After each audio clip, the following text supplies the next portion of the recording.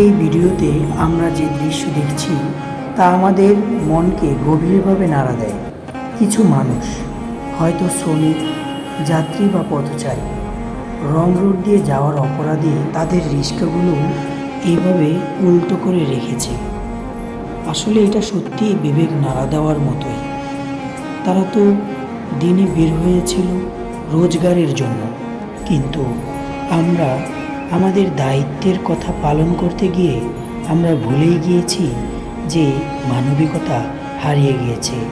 এভাবে দাঁড় করিয়ে রাখা হয়েছে, কিন্তু প্রশ্ন হলো, তারা কি শুধুই আইন ভাঙছে, নাকি এই পথই ছিল তাদের একমাত্র বিকল্প পথ? আমাদের তো চিন্তা করা দরকার ছিল, এই রোডটা দিয়ে তারা কেন বের হয়েছিল।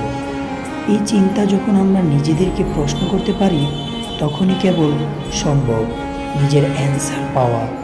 আজ মানবিকতা কোথায়?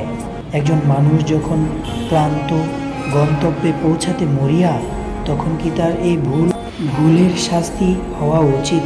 তাই বলে কি এমন শাস্তি? এই ছেলেটির সঙ্গে আমি কথা বলছিলাম।